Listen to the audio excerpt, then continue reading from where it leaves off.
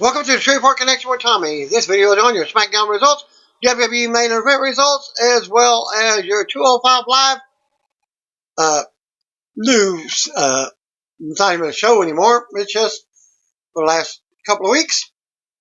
Stay tuned to what they are. The week of April 24th, 2020. Birthdays for 23rd and 24th. You got for the 23rd, Tony Atlas. You know the laughing guy, 1944. Terry Bam Bam Gordy, 1961. John Cena, 1977. Dominic Dijakovic from NXT, 1987.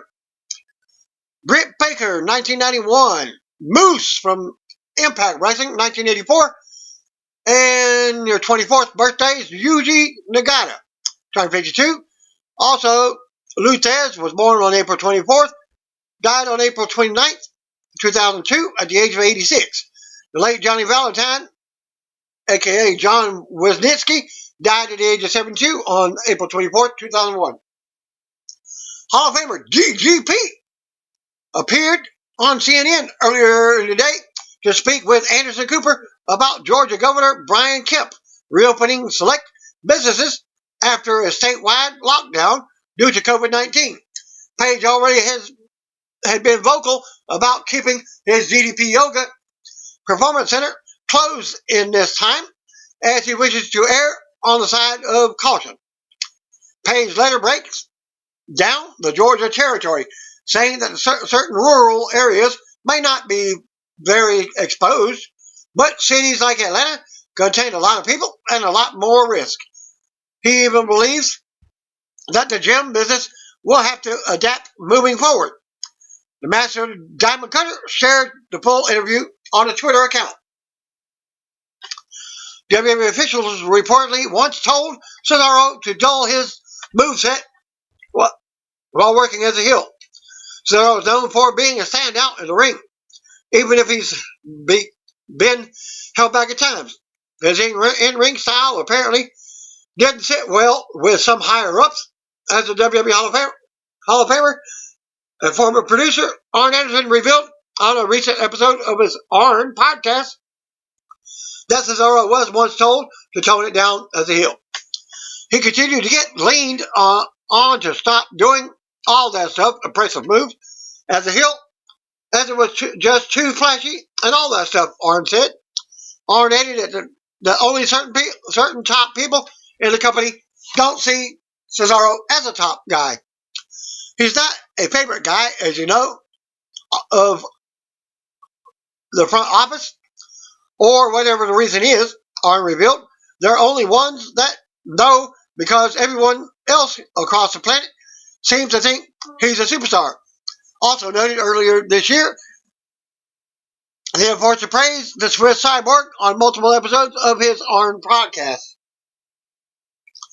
Mojo Rawley took to Twitter to congratulate his good friend, WWE currently 24/7 champion Rob Gronkowski, on his upcoming return to the NFL. Mojo also commented on Gronk taking the 24/7 title from him during the night 2 of WrestleMania 36 earlier in the month. Gronk hosted the big event this year and had Mojo with him at times. Night 1 saw Mojo steal a pin from Gronk, but night 2 saw Gronk get the title from his longtime friend. Mojo says he's coming for payback. He wrote, "Hey, at Rob Gronkowski, congrats, but remember, when I was at my work and you cheap-shotted me and stole my 24/7 title at Mania, I can't wait to spear you in the middle of the training camp and win my title back, or during a Buccaneers game." Thinking face emoji. Hashtag receipt coming. And yes, he did sign with his former player, Tom Brady, as he comes out of retirement and joins the Buccaneers. Likely that Gronk will be unable to wrestle for WWE due to a clause in NFL player contracts, but there's still no word yet on how his recent contract with WWE will impact his NFL career. The retired tight end still has 1 year and $10 million on his contract with the New England Patriots. but they are in talks to trade him to the Tampa Bay Buccaneers ahead of Thursday's NFL draft. And that confirmed as of SmackDown, he was signed to the Buccaneers. Noted earlier on how WWE's The Bump announced this morning on that Elias suffered storyline broken fingers and a bruised larynx during last Friday's beatdown on King Corbin on SmackDown. WWE issued the following update on Friday, noting that Elias suffered broken middle and pinky fingers, and the combined injuries have put Elias' musical performances on hold. Drake Maverick took to Twitter to call on fans to watch NXT episode on USA Network as he faces Jake Atlas in the tournament to crown a new interim cruiserweight champion. Drake was released by WWE last week, but they are allowing him to wrestle 3 tournament matches. And you can find it in this link. Thank you for all your support. I know nobody can watch in person, but I would love for you all to tune in at 8 Central time on USA _network at WWE NXT, hashtag WWE NXT, at WWE, hashtag WWE, as Drake tweeted. Also noted, Drake appeared on WWE's The Bump and said he must win tonight. And that was Wednesday morning, as I guess because The Bump was being done on Tuesday nights. It's been moved to Wednesday morning. He also discussed his WWE departure, and you can see the full tweet in that link. DDP, another report about DDP taking the coronavirus outbreak seriously. And no, that's not a beer drinking disease. As he previously released videos related to the ongoing coronavirus pandemic, detailing how to safely introduce new food items into your house and celebrating Jake the Snake Roberts. Returning to the Page household, Roberts was self-quarantining in Atlanta before his return because DDP was concerned about infecting his new baby with the virus. At this link, you can watch the video. He had a baby in the house, and nobody needs to be sick around a baby, Roberts told Wrestling Inc. Daily Podcast. He took the hard line and said, "Dude, if you leave, you can't come back. I had to do it for AEW, as I want to help these guys. Now I'm paying for it, brother." DDP posted another coronavirus video onto the DDP Yoga YouTube channel, detailing how he, his family, and Roberts have dealt with the pandemic. DDP and his daughters say the former reacted to the virus early on in the process, noting the extra work put into sanitizing the house to keep it safe. He said he had to close the DDP Yoga studio in the area because of an employee visiting a Waffle House exposed to the virus. The video also revealed more about DDP's decision to let Roberts return into his house. DDP and Roberts went into detail about the latter brief time living in a hotel. Roberts said he didn't want to miss anything, having just signed with AEW. My fear was that if I missed one, something would happen and I wouldn't be needed anymore, Roberts said. So stupid, man. You know, I just so insecure, man. I'm so insecure, so I had to go. DDP was excited for Roberts and understood why he had to go, but couldn't let him back in to the house. DDP reiterated his concern for the safety of his family. Meant Roberts he had to stay out of the house for a while if he left, but he understood why Roberts left. I tell him, I said, "Jake, if you leave, bro, and I understand you have to, but I'm just telling you, I'm not kicking you out of here, but I can't let you come back in. I've got the baby here, and I don't want to be at risk on top of that."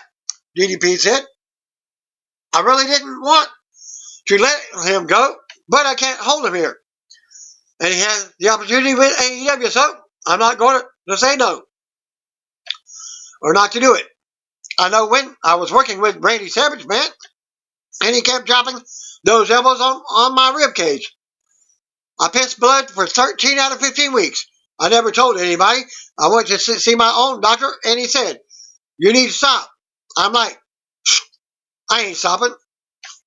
Roberts wasn't upset with DDP's decision, saying it was his house, and he could do what he wanted.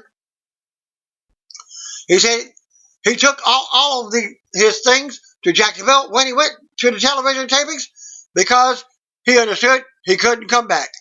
Robert stayed in a hotel and was fine with that until the quarantine got serious. DDP said he decided Roberts should come back after the latter's tweet about his loneliness. He sent out this tweet, and I felt really bad because I wanted to say, hey, if you come back, here's what we're going to do. DDP said, but you know, talking to my daughter, and we had the little baby there, and she loves Jake. He's like a serious uncle to them. For real, he's part of our family. And now he's got 4 walls. Nobody is there. And I just said to Britt, you know, big picture is he helped me to do all this. So I think we got to give him an opportunity. She goes like, oh, how are we going to do it? The video ends with Roberts walking into the house with 2 rolling suitcases. It's now official that there will not be a 2021 2K video game released later this fall. On Monday, the interim chief financial officer, Frank Riddick, asked during the Q1 2020 investors call if the video was in the budget for this year. Riddick said the game will not be released, but he did not provide a release why or a reason why. Night 1 of Impact Rebellion saw a new champion crowned, and next week's night 2 of Impact's Rebellion card was announced as well. Due to the Thursday taping, I'll give that in a.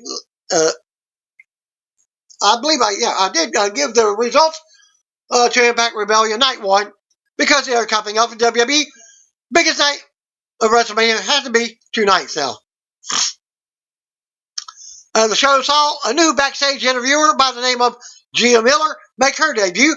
Miller is a 22-year-old professional wrestler from Alabama by the name of Georgia Lee and Milton, or GLAM. Glam. She is also the girlfriend of former Impact Wrestling X-Division champion Ace Austin. Austin tweeted about Miller's debut, writing, "That new interview girl is pretty cute." Tommy Dreamer and Madison Rain gave a shout out to the new interviewer going by the name of Gia Miller. The 2 gave praise to Miller for her debut in Impact Wrestling. Rain tweeted, "I love her, I love her, I love her. Give it up for our new interviewer, Gia Miller," at Georgia Milton on Twitter. Dreamer tweeted, "Welcome at Georgia Milton to at Impact Wrestling, at AXS TV, at Fight Net. She has 907 followers. If she reaches 1,000 by the end, hashtag Rebellion, I will eat the difference at Oreo." That's what Dreamer said, or Madison Rain said. Despite Sarah Logan being released from WWE last Wednesday, WWE reportedly had plans to use her on Monday's live edition of Raw from the Performance Center. Logan was scheduled to be on Raw at one of 2 different points, according to Dave Messer of Wrestling Observer Radio. While Logan was not used, she was mentioned in the lead-up to Liv Morgan's win over Ruby Riott. Logan was also mentioned when Shayna Baszler talked about breaking her arm last week before she did the same to Indy Hartwell. And that's the storyline of her being exited out. Logan was actually scripted into Raw, but after the broadcast started, she was then removed from the show. No word yet why Logan was removed from the show. but someone made the call to pull her from the plans. Meltzer added that Logan has not been rehired, but it was pretty much known during the day that she would be on Raw, as she was backstage. But the call was made to pull her from the plans after the Raw started. It's still possible that WWE use Logan in the next few weeks, as there is a mentality that they can use her during her 90-day no-compete clause in segments, I guess. Logan is married to Eric of the Viking Raiders, who was used in an interesting carpool karaoke segment on Raw as well. Pro wrestling in the state of Georgia could resume soon, as Governor Brian Kemp announced that gym, body art studios, bowling alleys, massage therapy studios, hair salons, barbershops, nail salons, some restaurants, some movie theaters, and other similar businesses can reopen as early as this Friday, April 24th, the day of the video, the day of SmackDown, actually. There will be some social distancing guidelines in place as the battle against coronavirus pandemic continues. It wasn't clear if pro wrestling events will fall under one of these categories or if it will still be regulated as a sporting event. On a related note, F4W Online reports that AEW may end up taping again in a few weeks, with Georgia and Florida opening back up to some businesses. It was noted that at least one AEW talent who did not work the most recent set of tapings in Norcross, Georgia, is going into quarantine for 2 weeks so that they can get ready to return at the next round of tapings. Regarding the announcement in Georgia, it was noted that bars and nightclubs will remain closed. It will be interesting to see if indie promotions or smaller groups like the NWA resume their tapings and events with fans before WWE and AEW do in the state. Georgia reportedly hit its projected peak for daily deaths 13 days ago on April 7th, but the state will see several daily deaths in the coming weeks. One influential model cited by the White House from the Institute for Health Metrics and Evaluations also says that Georgia should not start relaxing social distancing until after June 15th if they want to limit the resurgence of COVID-19. Governor Kemp of Georgia told reporters on Monday that no local ordinance can restrict the openings that his office is allowing this Friday. In the same way, we carefully close businesses and urge operations to mitigate the virus spread. Today, we're announcing plans to incrementally and safely reopen sectors of our economy, said Kemp at a press conference. The Rock, Issa Rae, and Danny Garcia will be executive producing a new series for HBO on the creation of backyard wrestling promotion, according to Variety. The 30-minute series is currently titled TRE CNT, meaning tray count, meaning in Spanish 3 count, and comes from writer Mohammed El Masri.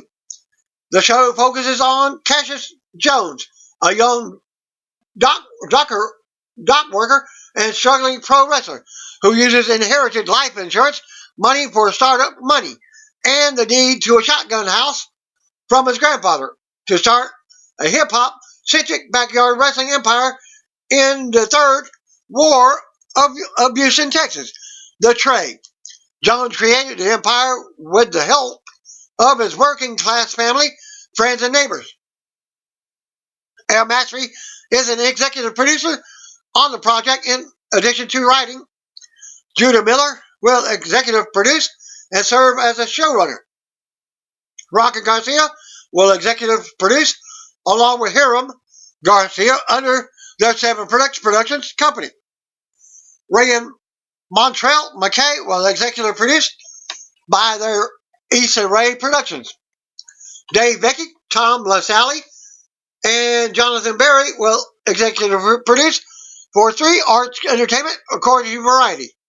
Boy, how many entertainment companies are there? At least 3 or 4 mentioned. Variety noted that The Rock's involvement brings a layer of authenticity to the project due to his successful pro wrestling career with WWE. The former WWE writer and broadcast team member Matt Stryker is a constant on the Labor of Love reality show.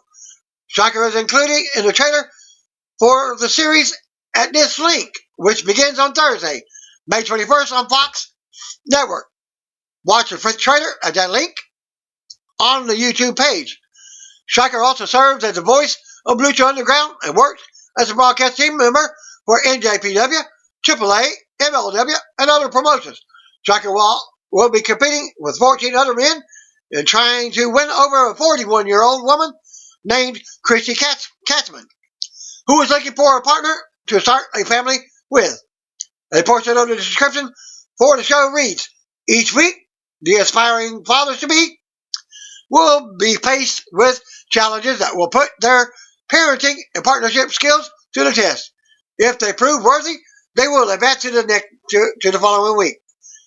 And for those who don't, Chrissy will let them know that she does not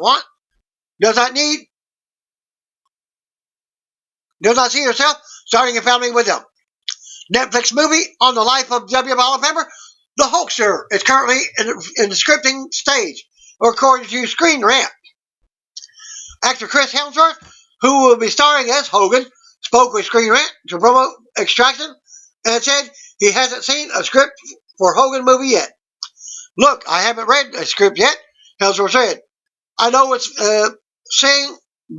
being written and worked on. I know very little about that. It's sort of in the process now. While the movie is still in the early stages, Hemsworth said he's excited to play Hogan. Brother, not through that in myself, and is intrigued by the world of pro wrestling. I'm just fascinated by the world, and I think that they're pretty keen to show a side of the world that people haven't seen before, Hemsworth said.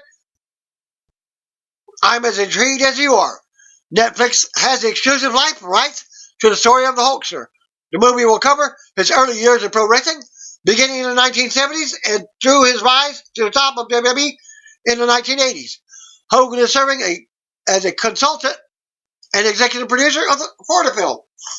While Eric Bischoff is also a producer, actor Bradley Cooper is involved as a producer as well.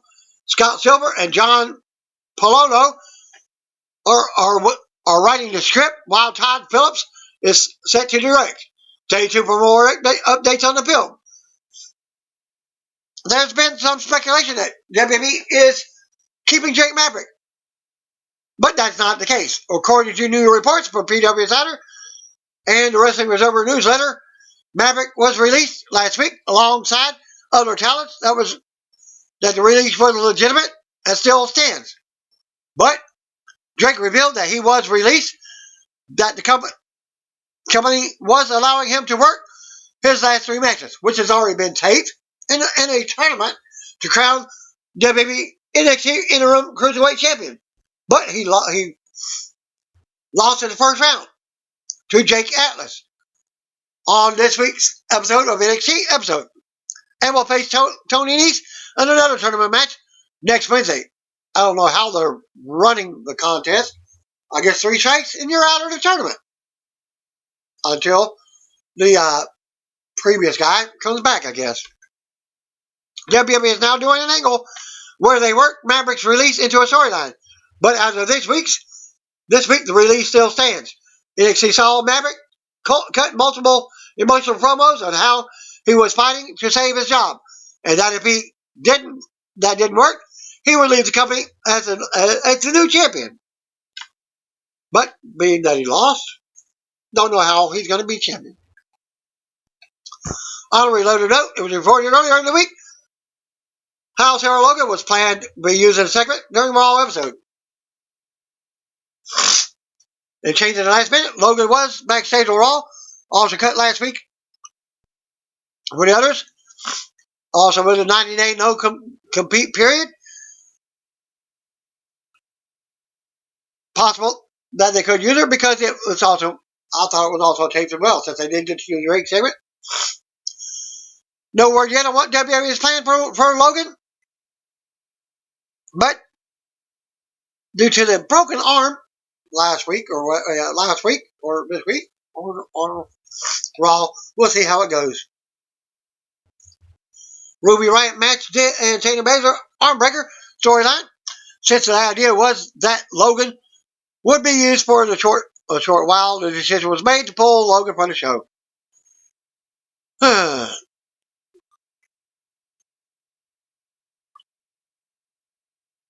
Okay. After this week, Maverick and Logan are both scheduled to be officially done with WWE once the 90-day no-compete clauses expire on July 15th.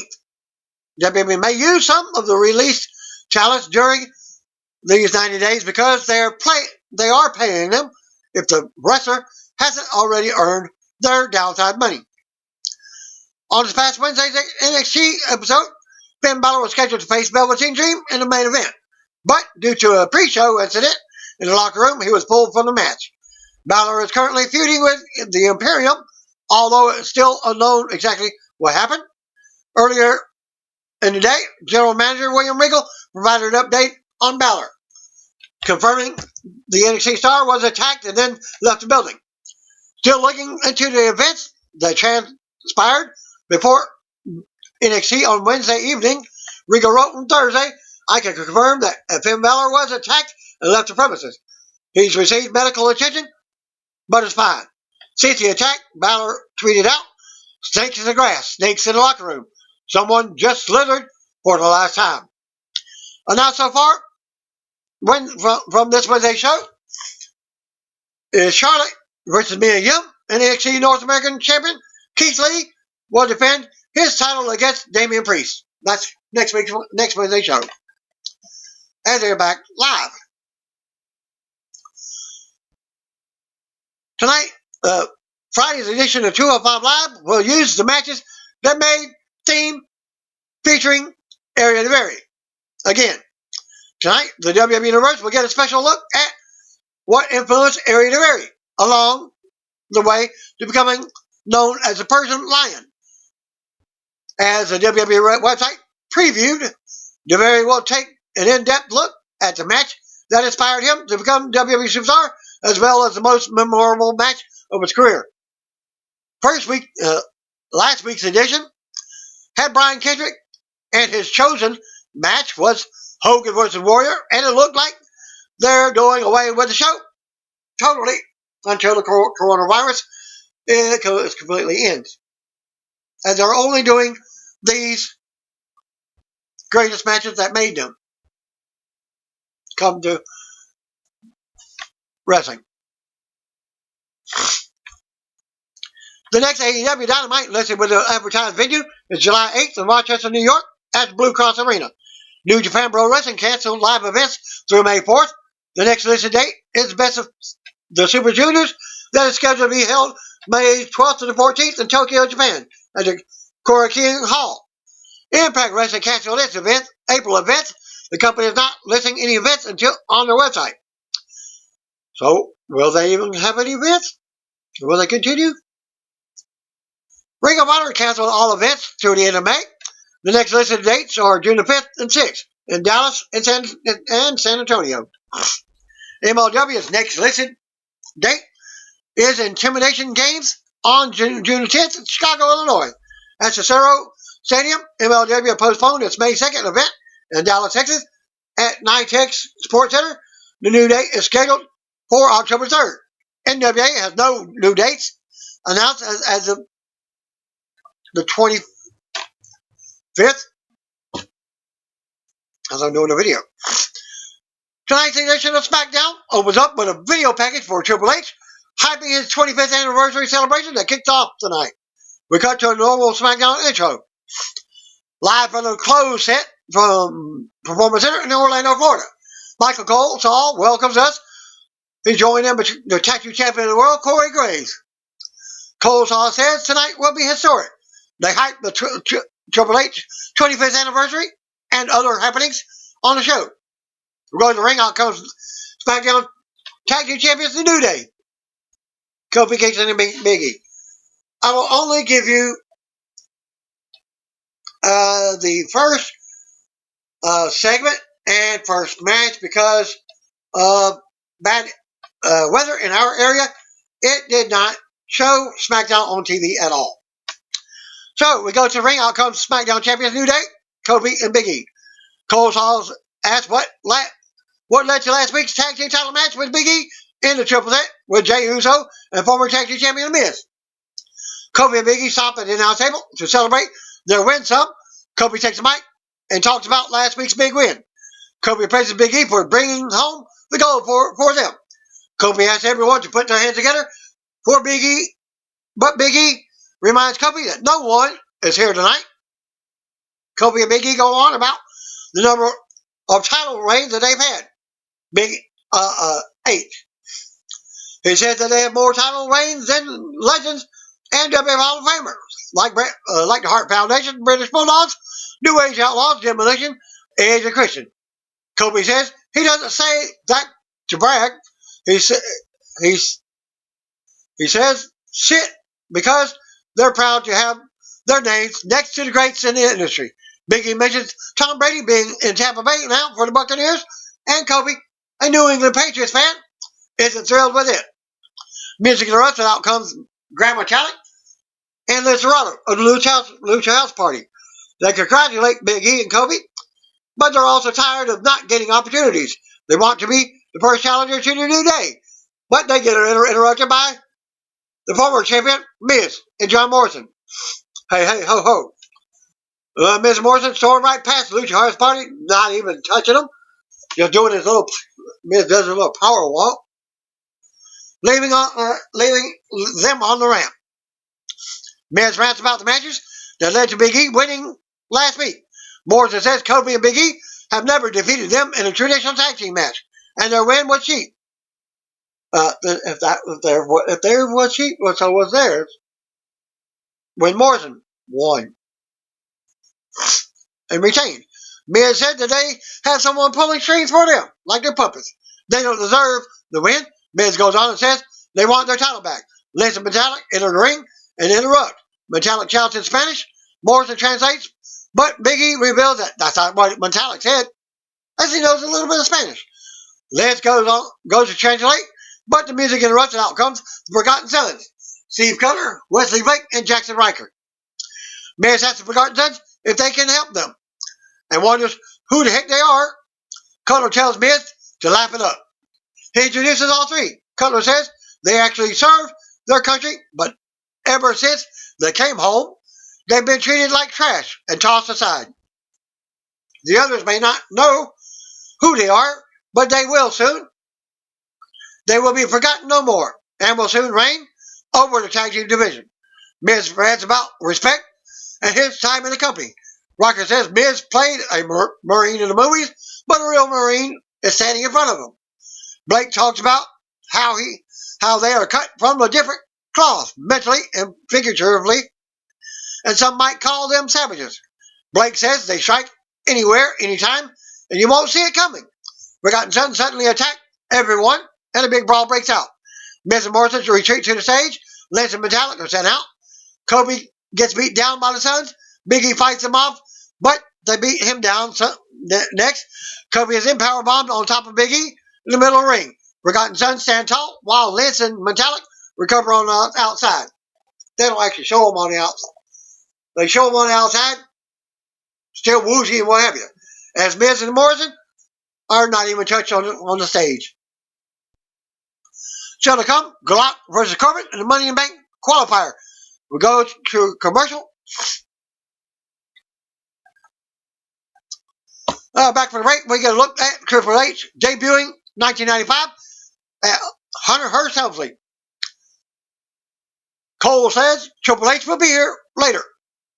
We see the Miz and Morrison backstage, upset about what happened earlier. Renee Young stops them for comments. They accuse the Lucha House Party of instigating everything. Miz says that they are going to get a match set up for tonight to make everything right. Money in the Bank qualifying match, Drew Gulak versus King Corbin. Constipated Corbin. I call him, well, I was going to call him Triple C, but it's not, because it's King K. CKC, what do you call him that? Back to the ring, out comes Drew Gulak with Johnny Ryan in his corner for tonight's first Money in the Bank qualifying match. Out next to King Corbin, as we see the Money in the Bank briefcase above the ring, and ladders are set up around the arena.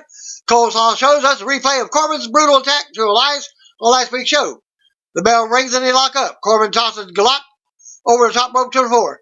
Corbin then talks trash to Gulak, and Brian, as the referee, backs him off. Gulak comes right back in and locks up again. Gulak takes Corbin down and grounds him, working him over and slapping him on top of the head. Corbin gets back up and talks trash. Corbin takes Gulak against the ropes as the referee warns him. Corbin with big strikes to Gulak to his knees now. Corbin with more trash talking. Gulak goes for another takedown, but Corbin resists. Gulak drop kicks to the knees as Brian encourages him from the ringside. Gulak drops Corbin and sends him out to the floor for a breather. Gulak with a baseball slide from the ring to send Corbin into the announce table. Gulak comes out and knocks Corbin over the announce table and to the floor. Gulak stands tall on top of the table as we go to commercial. Back from the break, Corbin takes Gulak to the corner, and they're both back in the ring now. Corbin runs out and back in, leveling Gulak with a big clothesline for a 2 count. Brian hypes Gulak up as Corbin talks trash. Corbin drops Gulak with another big right hand. Corbin taunts Gulak and puts the boot to him. Corbin with a knee to the gut. Gulak fights back and rolls Corbin up for a 2 count. Corbin makes a comeback right with a knee to the gut and a big slam, driving Gulak into the mat. Corbin with another 2 count. Corbin takes Gulak back to the corner and beats him down as the referee counts. Gulak catches the boot and fights out of the corner with strikes, sending Corbin into the opposite corner as the referee warns him. Corbin misses the shot and Gulak drop kicks him into the corner. Corbin catches Gulak mid-move and goes for a choke slam, but it's blocked. Gulak rolls Corbin up for a 2 count. Gulak mounts more offense and hits crossbody for a 2 count. Corbin goes out for a breather, and Gulak misses the baseball side. Gulak catches a kick and sends him into the steel ring steps with a dragon screw leg whip. Barely connecting. Gulak brings him back in the ring and comes off the top, but Corbin kicks out just in time. Cesaro and Shinsuke Nakamura suddenly appear on the other side of the barrier, pulling Brian over and laying him out. Gulak leaks from the ring and sends Cesaro into the barrier. Gulak stalks Nakamura, but Corbin comes from behind and sends Gulak back to the ring post and then back into the ring and nails the end of the days for the pin and earns the Money in the Bank spot. After the match, Corbin celebrates as his music hits. We go to replays. Nakamura and Cesaro in the ring and hold Gulak up while Corbin gets his scepter. Corbin then charges and drops Gulak with a scepter shot. Corbin raises the scepter as his music starts back up. Coleslaw and Graves look at the 5 competitors now, confirmed for Money in the Bank ladder match. Baron constipated Corbin, Brian, Alex Black, Apollo Crews, and Rey Mysterio. Announcers then hype the rest of tonight's show. They talk up about 24/7 champion Ron Gronkowski coming out of NFL retirement to play for the Tampa Bay Buccaneers. They look forward to Gronk defending the title while playing in the NFL. As they start off the next chapter of the Jeff Hardy Part 3 chapter, back from the break, we get a quick look at 2014 Money in the Bank match. Sheamus versus Daniel Vito. I did not get to see that because the weather alert came on, and that was the end of SmackDown for me. And they also did not show the show that follows that as well, or on local TV as well. Channel 12 as well. Well, Dirt Sheets, Sheamus versus Daniel Vito. Back to commercial. Back to the ring. Out comes Sheamus as Greg Hamilton does the ring introduction. NXT superstar Daniel Vito waits in the ring. Never heard of him in NXT. Bell rings and they start brawling. Sheamus turns around and takes Vito down in the corner. Sheamus with big elbows in the corner now. Vito tries to come out on the corner, but Sheamus unloads and beats him down with a big shot. Sheamus yells at Vito about disrespecting him. Continues the onslaught. Sheamus shows Vito to the mat and says he will not be disrespected. Vito stumbles to his feet and turns around to a bro kick for the win.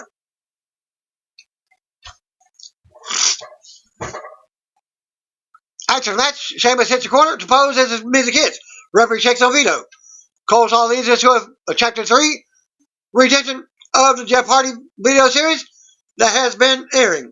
Jeff talks about fatherhood, helping him get on the straight and narrow path. We see him playing with his 2 daughters at home. Heck, I didn't even know he had any daughters. I know Matt had a couple of sons. We also see Jeff at his mother's grave and says she would have been disappointed. His oldest daughter was named after his mom. He talks about how the Hardy Boys returned to WWE a few years back at WrestleMania 33. Video features Big Show and Christian talk about how big the return was. Hardy says he will never forget that night, calling it a heck of a way to start his career back with WWE. Chapter 4, the comeback, will air next week, and that will be the final part of the series. As he's supposedly doing battle with Court, I haven't heard anything from after the probably extended for another month. Miz and John Morrison versus Lucha House Party. Back for the break, out comes Miz and Morrison. Back for the break, we also see Triple H leading the DX invasion of the WCW back in 1998. Miz and Morrison finish their entrance as Cole Saul talks about Jeff Hardy and Sheamus. Salty Warrior suddenly appears back at ringside and bullies Cole some. Without saying a word, Cole cowers, but tells Graves he's alright. Sheamus is gone now. Les Dorado and Graham Metallic of Lucha House Party are out next. Les starts off with the Miz and takes control. Les goes for a springboard move, and Miz boots him out of the midair. Miz with a huge chop to send Lynch back down. Miz slams Lynch and launches him into a strike from Morrison on the apron as he tags in. Morrison launches himself into the ring with an elbow to Lynch for a 2 count. Morrison keeps Lynch down and taunts him as Metallic looks on. Morrison shows off, but it backfires as Lynch arm drags him. Metallic tags in and goes to work off of a double team. Morrison kicks out 2. Lynch comes back in as they use speed on Morrison. Morrison and Lynch trade big counters. Morrison with a big running knee to the face. Morrison tags Miz back in for double team gutbuster on Lynch. They both taunt Lynch. Lynch fights back, but Miz beats him down with her left hand. Miz keeps control and tags Morrison back in for double teaming, both delivering running knees and kicks. Morrison with a shooting star press on Lynch for a 2 count. Morrison uses the middle rope to keep Lynch grounded. Lynch fights back, but Morrison keeps control. Morrison sweeps Lynch and mounts him with more strikes. Lynch with a springboard center to Morrison. Miz still manages to tag in. Metallic tags in as well. A springboard's in with a crossbody. Miz and Metallic go at it now. Miz misses a big boot, but ends up rocking Metallic in the corner. Metallic with a big kick and a unique bulldog for the corner. Metallic goes for a moonsault, but Miz gets his knees up. Metallic blocks the concussion finale and rolls Miz up for the pin out of nowhere. Lucha House Party win the match. After the match, Miz looks shocked as the music hits. Metallic and Lynch retreat to the ramp to celebrate as the music hits. Graves says he's absolutely speechless. Colesaw repeats him. Miz and Morrison can't believe it as they look on.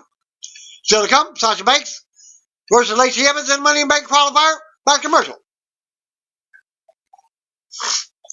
Money in Bank qualifying match, Sasha Banks versus Lacey Evans. We go back to the ring. Out comes Sasha Banks with SmackDown Women's Champion Bayley in her corner. Lacey is out next for Women's Money in Bank ladder qualifying match. Bell rings and they go at it. They end up on the floor early on as Evans launches Banks in the corner. Banks ends up turning around and focuses on the right hand as she uses for her finisher. Banks brings it back in for another 2 count. Banks goes to work on the arm and hand now as Bayley looks on. Banks keeps control, but Evans mounts some offense while selling the arm injury. Evans with a big knee. Evans tries to post up on the rope, but she's unable to. Banks capitalizes as it sends her in the corner, hitting a big running boot to the arm. Banks keeps control and hits a Meteora from the corner for another pin attempt. Banks hauls trash while keeping Evans down. Evans counters and sends her face first into turnbuckles. We see Bailey holding a paper sign of Evans' daughter. Evans unloads on Banks and slams Banks face first into the ring post several times as the referee warns her. Evans takes Banks to the top, but Banks fights back. Resisting with strikes, Evans with a body shot. Evans goes for the suplex, but Banks stops her, hitting the injured arm.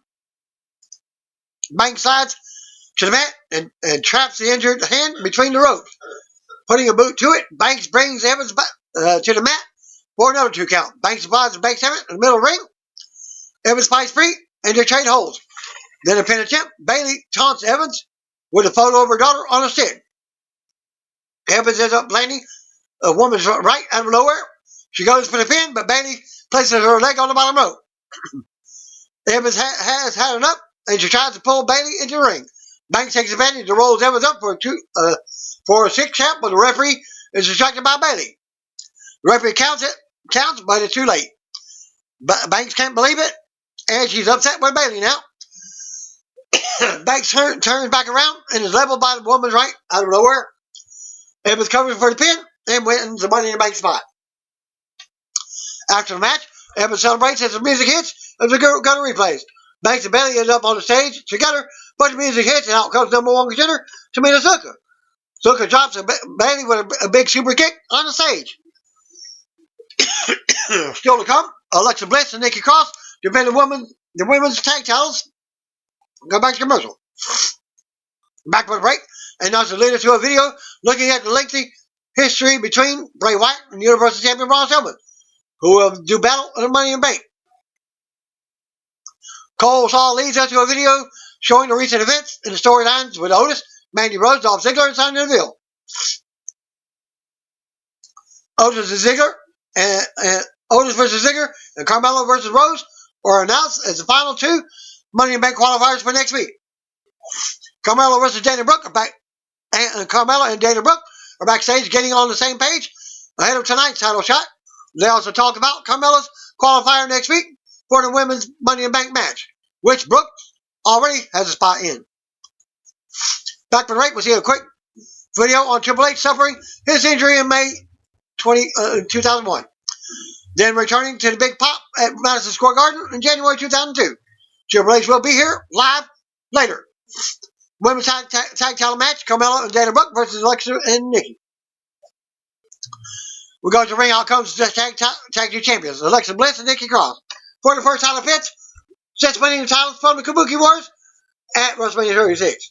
That report is wrong because they've already defeated against the Kabuki Warriors again.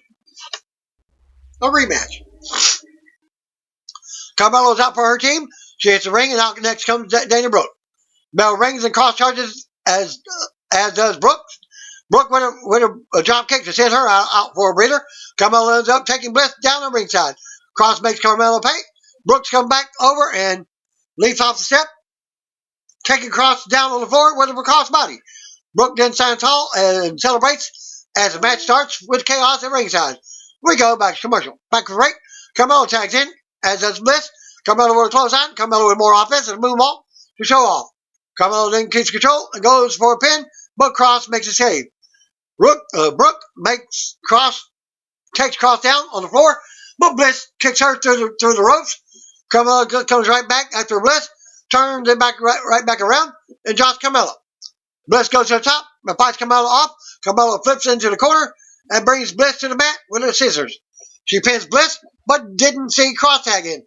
Cross goes to work on Carmelo now and unloads. Carmelo blocks the neck breaker and lands a kick, but the next kick is blocked. Bliss tags in and joins Cross for a modified 3D double team move to Carmelo. Bliss covers for the pin and to retain. After the match, Bliss's music hits as she stands tall with Cross. Carmelo is down on the mat, and we see Brooke recovering on the floor. We get replays of the 3D finisher. Bliss and Cross celebrate with the titles as Brooke looks on from the floor. Cole Saw says the game will be here next. We go to commercial with the video package from his 25th anniversary celebration. Back from the break, Daniel Bryan versus King Corbin is confirmed for next week. Another Money in the Bank qualifier. We go back to the ring, and the music hits. Hall of Famer Triple H comes out for his 25th anniversary celebration. The game takes the mic and says it's hard for him to even believe that it's been 25 years. He goes to continue, but the music interrupts. Out comes Hall of Famer Shawn Michaels. Shawn says Triple H didn't think he'd get to have this celebration without him. He talks Triple H up as one of the greatest WWE performers of all time, and you're not down with that. The 25th anniversary, social distancing. Triple H has an arm around Shawn, but he jokes about backing off because of social distancing. Michael says he sent out hundreds of invitations to Triple H, his friends, and loved ones around the world. And we're all here. The camera shows the empty performance center. Triple H jokes that at least Cole and Corey showed up. Shawn jokes about Triple H still being a draw and packing the fans in. Shawn gets a bit more serious and talks about their friendship. He thanks Triple H, and they do some comedy about how Shawn never had a 25th anniversary celebration. Shawn wants to take this time about the man he's known for 25 years. It says they've been friends every second during that time. They talk about having good times as DX and being money. Shawn says it's all worked. Flawless executions, and everything they touch turn to gold. Shawn sends us to a video of DX's not so great moments. Shawn goes on about Triple H's career and accomplishments, mentioning 14 world championships, numerous WrestleMania wins, and countless WrestleMania moments. Shawn likes to think of himself as Mr. WrestleMania, but what he did on the grandest stage of them all pales in comparison.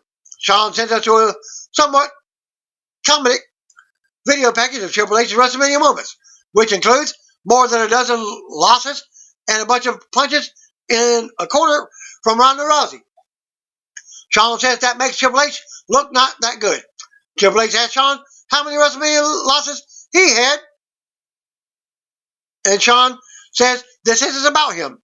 Triple H says that does make him want to thank people that joined him in the ring every night. He names legends and NW Hall of Famers: The Rock, Stone Cold, Undertaker, Batista, Mick Foley, Randy Orton, and Shawn. He says it was incredible, and without these people to be in the ring with, his career will be nothing. Shawn says those people probably feel the same way as he does. Shawn brings up Triple H's meeting Stephanie McMahon now, as she calls her Stephanie No One. Triple H's phone rings, and he has to answer it. It's the wife. We see her video chatting with her husband. Stephanie brings up Shawn mocking her on TV. Triple H downplays it, but she says she's watching it live. She starts ripping on Shawn, but Triple H hangs up and tells Shawn she said hi. DX comedy continues. Shawn brings up Evolution. WWE Hall of Famer called it with a video chat next. He congratulates Triple H and says he loves both Shawn and Triple H. They do the same. Flair jokes that Triple H better not let Shawn super kick him at the end of the segment. Flair says, God bless, and ends this call. Triple H gets another call, but the camera cuts away and a commercial after some muffled noise and commotion on the other end. Back from the break, Triple H takes a quick call from Hall of Famer Road Dogg, Brian James, and they do a little bit of comedy. Shawn says it's almost time to go, but Triple H says he spoke with Fox and they can go as long as they want tonight. The familiar No Chance music hits, and WWE Chairman and CEO Vince McMahon hits. Ben says they didn't think he was going to miss out on making remarks, did they? Shawn interrupts and says this is going to be a special moment between Vince and his son-in-law. Vince says Triple H's 25 years is really extraordinary. Under normal circumstances, Vince will come down to the ring from the stage and join them. Vince is apparently practicing social distancing. Vince talks about some of the hits and misses from Triple H's career, mostly misses and jokes around some more. He apparently indicates that Triple H was behind the infamous This Is Your Life segment from 2017. Vince says that segment brought the critics out, but it wasn't Bailey's fault. Vince said, seriously, I love you. Triple H says he loves Vince back. Shawn interrupts and says he loves them both. Vince laughs and says tonight he just wants to say that Triple H's performance tonight and just him overall is just god awful. It sucked. It was rotten. And someone close to them would say, Vince says he's ashamed of them tonight, and if they haven't put everyone to sleep by now, he will say goodnight. Vince struts off the stage and tells Triple H to wrap it up. Padre, Triple H asks if Vince is throwing them out as Vince exits back to the gorilla position. The lights then start going off in the Performance Center while Triple H and Shawn are still in the ring. We hear the sound of crickets echo over the arena. Triple H jokes that Vince really is throwing them out. It's just about pitch black in the Performance Center now. Triple H asks Shawn if he hears the crickets sound. The story of your career, pal. The story of your career. Shawn says, SmackDown box goes off the air with Shawn and Triple H standing in the middle of the ring with the lights off in the Performance Center. 205 Live results, but nothing more than a streaming of area to vary. Shows strays away from the usual format again this week, as even in the midst of the interim NXT Cruiserweight Championship tournament, WWE refuses to have cruiserweight matches on Cruiserweight show. In place of that, we saw area to vary selection of matches that made him a wrestling fan.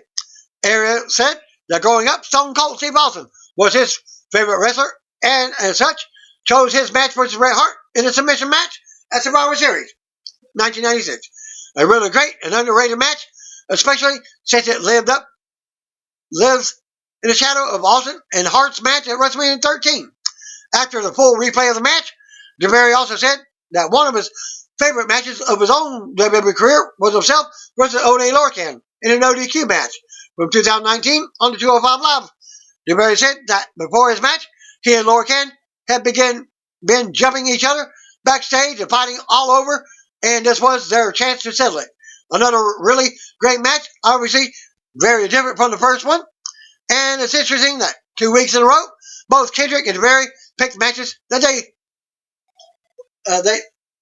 they also lost. And the reporter from ProWrestling.net, Anish, he says, obviously be founded as to why WWE is taking this direction with 205 Live and really phoning it in. I thought maybe it might be to give the fans a 205 Live that didn't see historic matches like today's, or Warrior versus Hogan from last week. The exposure to see them, but I also find it hard to believe that anything more than inconsistent minority of 205 Live fans aren't hardcore fans that will have seen matches like these. Either way, these were both good matches, so I like them. From the looks of it, 205 Live won't be back to normal until the coronavirus situation is over with. And I agree with the reporter myself, since they are only doing these particular highlights of your careers. And that concludes my video for this week. See you on later. If you don't know what you call me, brothers and sisters,